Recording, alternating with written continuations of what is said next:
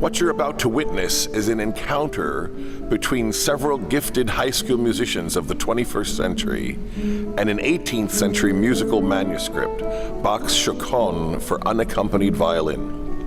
These young people studied the Chaconne under the supervision of Dr. Larry Lipkiss, my good friend, a member of the faculty at Moravian College, and a gifted composer in his own right. They learned the harmonies that are the foundation of this piece of music, and then wrote their own variations based upon those same harmonies. I think what you'll hear is a delightful example of arts and education in the 21st century. We're proud of this project. Bach's music is alive and well in the 21st century, still inspiring and delighting us all. I just want to first of all get your thoughts about it. What did you think of it as you listened to it? I think it's probably the clearest example of absolute music. Okay, so let's just all play a note from that D minor chord. Ready? And...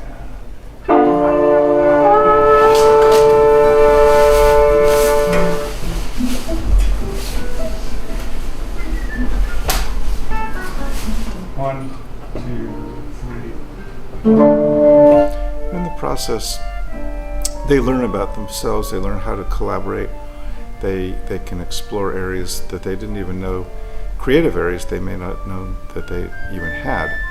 You always wonder about the performers and their personalities. We auditioned everyone, so we knew we had talented kids, but you just never know until you work with them how they're going to work with each other. So right off the bat, I really tried to create a team spirit so that you had high school seniors and freshmen working together. Something else that would fit. Third beat, you could have that quarter note D as a 16th and a 16th note C, then up B. We all just worked together, and I wanted to make it a very safe, comfortable environment where nothing would be criticized harshly. And then we would say, well, what could be improved? What did you like with each of them? Maybe Caroline could do something else here. And all the comments were very supportive. No one had a negative bone in their body. Instead of those two eighth notes, make it quarter notes and have the flute's last note be half notes. So we still have that chord resolution that I like. Did you mean slower. E, D, D? Did you like that, Mike? Yeah. Yeah! I liked it. I like it a lot. Okay, so let's make a note of what we did there. So, Chris, you make your C sharp D quarter notes, and you make your E and D quarter notes. Thank you, Peter, for that lovely suggestion. I think that works really well. I wouldn't mind going through the whole thing again, Sure. if that's... Yeah, let's just maybe do a couple of spots. Yeah, I just want to make sure, when you begin Chris's... Everybody here took the chord progression that Bach wrote and created, even though from the same progression, different styles or different moods that were created. Like mariachi was mariachi based. The guitar was kind of laid back type of one. I've never done something like this before, so it's very new for me, and to play with an orchestra will be awesome. I can't wait for that. That this year we had 4 guitars and 2 trumpets and a bassoon. So I was trying to think, what on earth can I write? This is going to be a little bit unconventional. And the first thing I thought of was of course mariachi music. You have the trumpets, violins, and guitars. My first instinct was, of course, to push that out of my head. You don't marry that with Bach. And then I revisited that. Yeah, you do marry that with Bach. So I don't think Bach would be very proud of me today, but I think for the purposes of this performance, I think it was a good idea.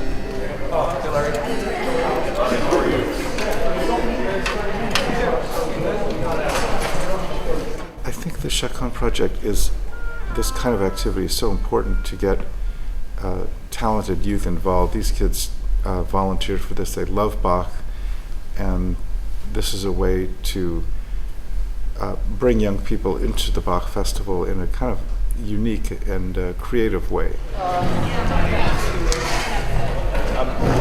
Loretta and Debbie, could we have just one cello at the beginning? Okay.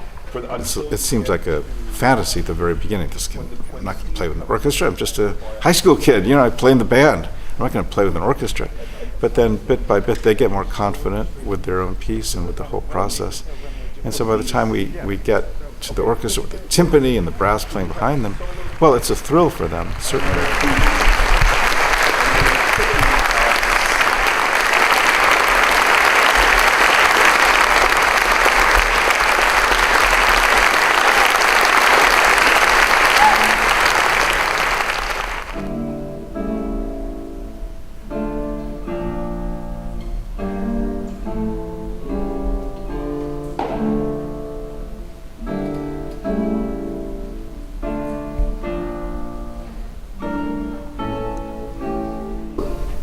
I didn't know they were going to perform their own pieces. I just thought they were going to write a piece and then somebody else perform it. But then when I found out that they were actually going to perform their pieces, and just the joy in telling them that and watching my students' jaws drop, what? I mean, they were so excited.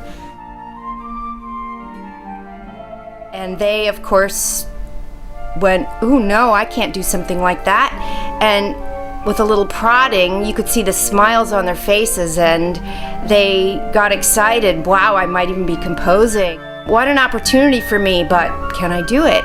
Well, with the guidance of Larry Lipkiss, their fears just melt away, and these beautiful notes come out of their heads.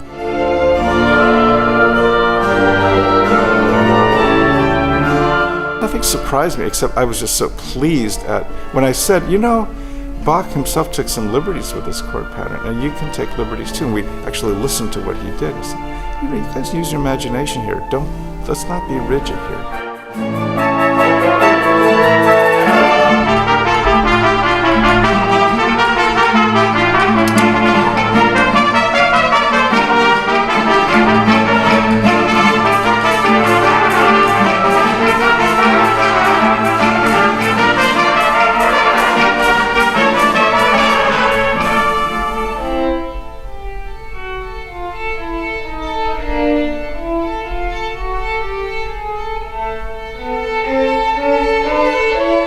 Several yards away or feet away from this phenomenal performer, you actually see her performing this piece that they've been studying and working on for 5 weeks.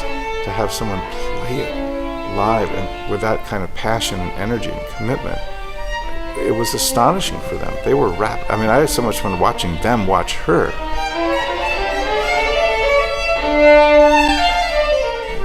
It's a better experience for everyone when you're really into the music, and she really was into the music, and it just sounded great listening to her play. I feel like I heard it differently than other people in the audience, maybe because I was right next to her, but I think it was just awesome.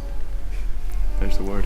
In the beginning, it was kind of hesitant. You hear the Bach Chaconne chord and the chord progression, and you're like, what am I going to do with this? And I would definitely go back and tell myself not to be so nervous about it, because definitely going in, I was like, I don't know if I want to really do it, but I'm really grateful for it because it's really helped me as a musician. When they're finished with their job, my job is to sort of involve the orchestra as the backup band, so the orchestra will then play along with it. And I think that's a real important part of the project. It's not just doing something alone out in a vacuum, these 10 kids, but actually knowing that they're going to play in the Bach Festival Orchestra.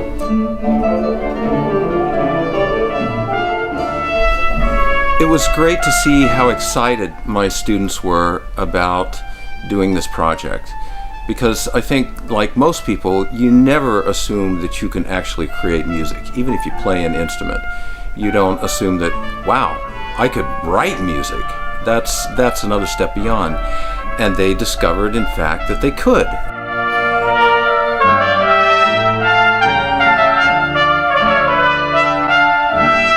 Everybody in the arts wants to involve young people. I mean, there's the graying of the audiences is a very common theme among arts organizations. How do we get young people to come? And the Bach organization is very, very mindful of this. We've had many, many discussions of this.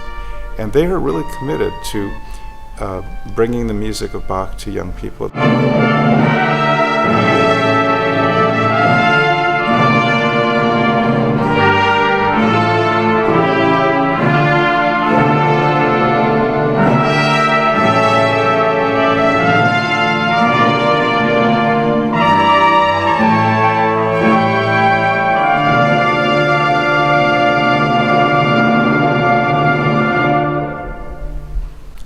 I was kind of expecting when I came in to like it be like really intense, like musical like theory and like understanding, and I would have to know all this knowledge about composing, but Dr. Lichtbis made it like so simple.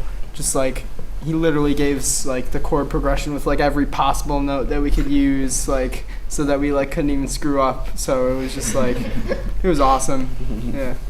Any of the ideas we would have that would be extended maybe, or just like risking something, he would have an intellectual answer and discuss it with us, and that was the best thing. I've never had my work like seriously assisted by a great composer like Dr. Lichtbis until now, and it was wonderful. And obviously I've not written for that long, so I haven't been able to study with many people, and I was like, oh my gosh, my work's going to be possibly changed. And then when it was, I was like, wow, that's wonderful, and that works. And the way he explained it, I'm like, that's great, and I'm now more open as a composer to work with others.